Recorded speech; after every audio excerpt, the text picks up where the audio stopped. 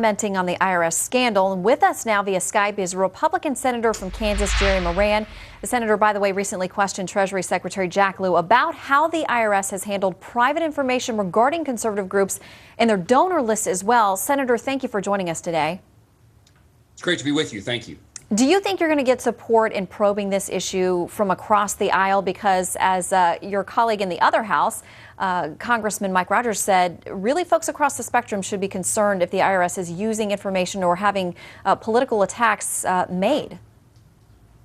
Shannon, absolutely. This is not a Republican Democrat issue, not a conservative liberal issue. All Americans ought to certainly be interested that the applications for an IRS exemption are appropriately handled from a tax code point of view, but no American ought to be pleased that political information, IRS information, is being used for political purposes. It doesn't matter what your political stripes are. This is highly offensive.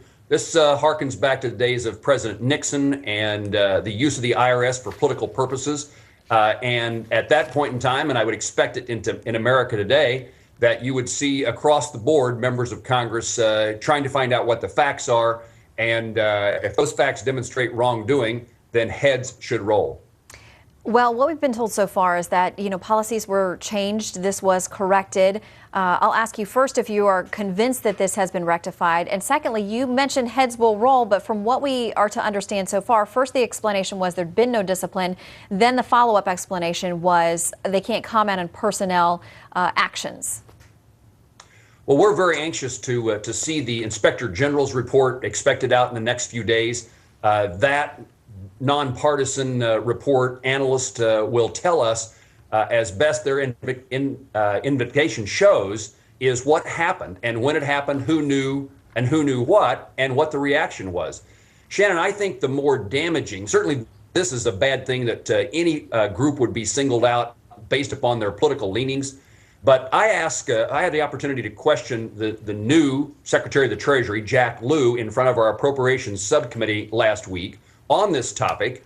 And while the release of the information, supposedly inadvertent, is what word was used, the thing that really bothers me is that this information about who the donors were, we're learning about how the IRS singled out conservative groups.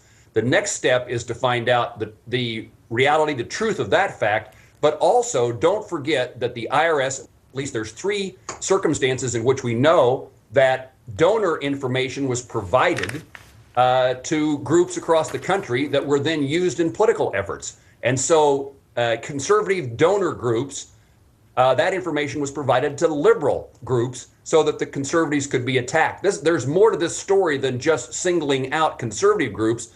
In my view, the next question is, once they're singled out, how is that information used? And was it used in political campaigns, liberals against conservatives? And we know already on the House side there's been an announcement. There will be some type of hearing to probe that.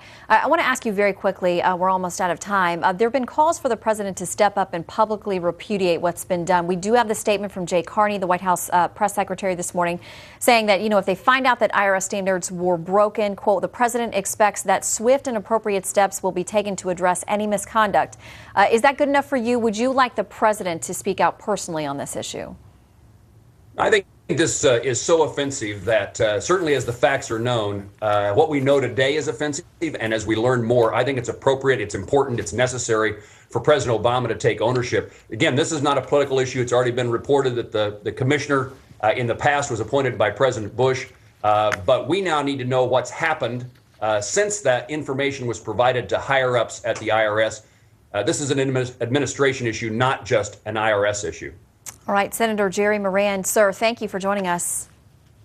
You're welcome. Thank you, Shannon.